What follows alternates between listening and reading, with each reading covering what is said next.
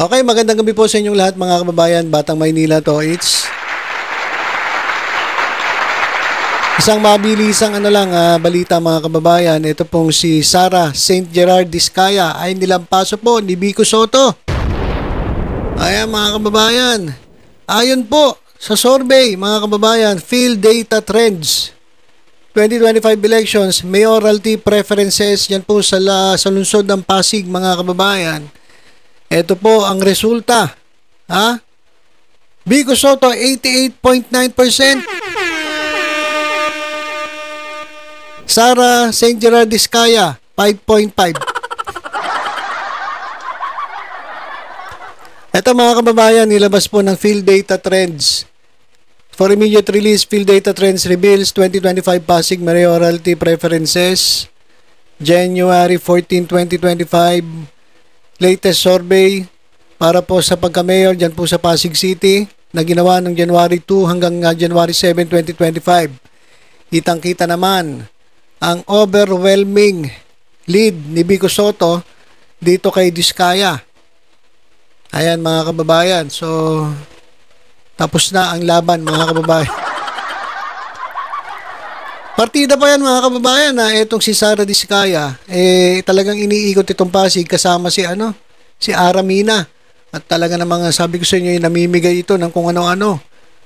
Ewan ko namimigay ng spam. Katulad ni Sam Bersosa. Pero grabe ito kasi ito mga kababayan, itong si Sara Diskaya ay contractor po ito. Ang construction company po nila ay yung St. Gerard na na-issue po kasi itong St. Gerard ay naging partner di umano ng contractor na Korean contractor ng Comelec. Sila dapat ang magsasagawa ng election 2025 pero nabuko ni Mayor Vico Sotto at sinabi nga bakit itong St. Gerard ay kasama. Saka isa pa nakapagtaka, itong St. Gerard ay construction company. So paano ka naging partner ng Comelec? Magtatayo ka ng balota? So, ito naman daw St. Gerard ay nag-pull out na. So, umalis na sila. Hindi na sila daw partner ng contractor ng Comelec sa pagpapagawa o pagsasagawa ng election 2025. Pero yun yung construction company election ng Anong kinalaman mo naman sa IT? IT dapat yan 'di ba? Yung mga IT companies ang magsasagawa noon. Sabi naman na ay umalis na, nag-pull out na. At saka mga kababayan, partida pa yun nga. Iniikot nila kasi nga sabi nila bilyonaryo daw itong si Sara Diskaya. Maraming choppy mga kababayan. Kaya dinadaan sa mga ayuda-ayuda ang Pasig. Ang Pasigenyo, hindi naman nadadala sa ayuda di ba? Okay, mga kababayan natin, mga Pasigenyo, nadadala ba kayo ng ayuda? O talagang kayo mananatili na Mayor Vico supporters? Kasi mga kababayan, si Mayor Vico hindi naman namimigay yan Kasi sabi nga ni Mayor Vico Sotto, hindi sila sanay ng ganun. Bakit? Kasi yung mga kandidato na namimigay, ito tandaan nyo mga kababayan yung mga kandidato na namimigay, abot ng abot, kung ano-ano inaabot, galing sa sarili nilang pera. Delikado yun mga kababayan kasi pag yan ay nanalo, sigurado, babawiin po yan. Kaya nga gumagastos yan Sumusugal yan na baka dumating yung araw na sila mabigyan ng pagkakataon at manalo, yari kayo. Kasi babawiin nila yan mga kababayan. So yun yung prinsipyo ni Vico Sotto. Hindi sila mamumudmud ng pera para lang manalo. Kasi kapag ganun nga, di ba? Babawiin yan mga kababayan, babawiin yan. Kaya sa kabila ng mga pamimigay ni Sara Diskaya ng kung ano-ano kasama si Aramina, naku po, Diyos ko. 88.9% Vico Sotto, Sara St. Gerard Diskaya 5.5. Saan makakarating ang 5.5 mo? Grabe talaga grabe talaga yung tambak. Meron nga ako napanood na na nagsusurvey, vlogger. Iniikot niya yung lungsod diyan sa sa Pasig. Tanong siya ng tanong, sino boboto mo, sir? Sino boboto mo, ma'am? Alam nyo ba ang lahat sagot? Siyempre, Vico Soto. Yung dati pa rin mayor. Sabi nila, mabigatin daw tong kalaban, bilyonaryo. Ano ba yung dati? Mga nakalaban ni Mayor Vico Soto, di ba? Mga yun, Goliath yun, kumpara sa kanya. Nung nagsimula siya, pero tinalo niya. Ngayon itong si Diskaya, hindi natin alam kung dadaanin sa ganyan ng labanan, hindi naman siguro magpapaloko ang mga Pasigueño. Di ba?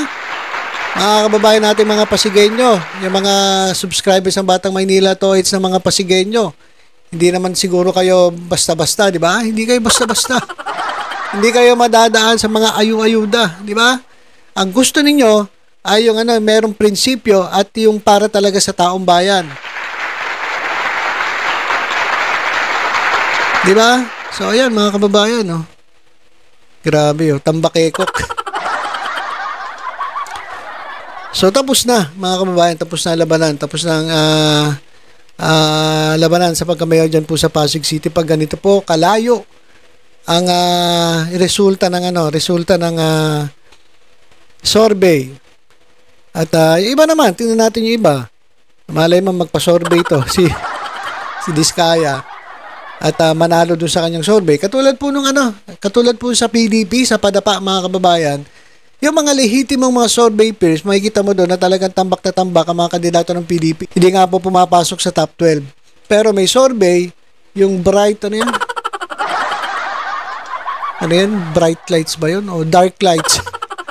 Alam nyo ba, sa resulta ng kanilang survey, kung makikita nyo, lahat po ng kandidato ng PDP, pasok po sa top 12. So pinaglolo ko nila yung sarili nila. Akala naman nila, magogoyo nila ang mga Pilipino. Hindi na, matatalino na ang mga Pilipino ngayon. Hindi nyo na magogoyo. Okay, so ayan mga kababayan. At ito, by the way, bago tayo magtapos mga kababayan, gusto ko lang i-share sa inyo na si Tito Soto po at si Joey De Leon ay nagsalita na po tungkol po sa sa kasong isinampa ni Vic Soto dito po kay Daryl Yap. Ayan mga kababayan, nagsalita na po itong dalawa. At eto, pakinggan natin si Vic Soto kung ano yung ano ba ang sabi ni Boss Joey, ni Henyo Master Joey De Leon at ni Tito Sen. Pakinggan po natin si Bossing.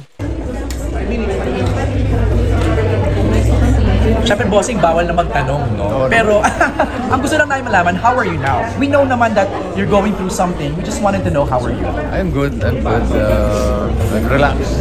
Just going with the flow. But,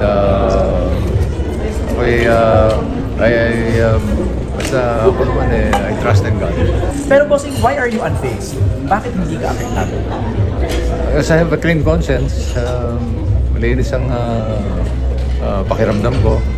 Wala naman dapat ka-worry.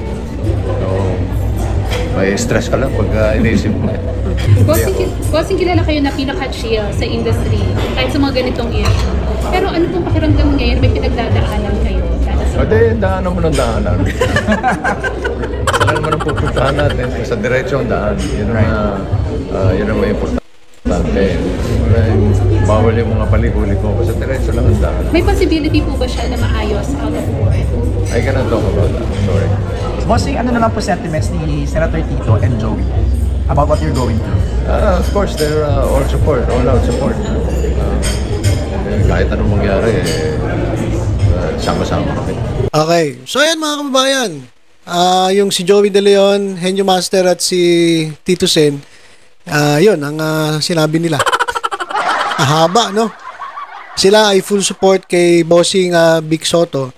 At walang iwanan. Hanggang finals mga kababayan, alam naman natin itong mga to, itong TBJ, wala talagang iwanan to eh. Oh, ito. Daryl Yap, makinig. Kahit anong paninira mo kay Vic Soto, hindi apektado. Etong si Vico Soto. Bakit? Tingnan nyo nga mga kababayan, oh. Nawala. Tambak na tambak yung kandidato. Ewan ko kung nakausap mo yung kandidato, si Sara Diskaya. Tambak-tambak, ha? At walang sinabi kahit pa anong paninira mo kay Vic Soto, gusto pa rin ng taong bayan dyan po sa Pasig, si Mayor Vico Soto. Waipek, Daryl Yap, yung paninira mo. Waipek. Okay, so ilang muna mga kababayan ang ating update. Congratulations kay Mayor Vico Soto. At syempre kay Bossing. Alam naman natin na kayang-kaya niya yung pinagdadaanan niya. At syempre, full support si Tito Sen at si Henyo Master Joey De Leon. Okay, so ilang muna mga kababayan. Basta tutok-tutok lang po dito sa Batang Maynila to sa iba pang updates. Ingat po tayong lahat. God bless po.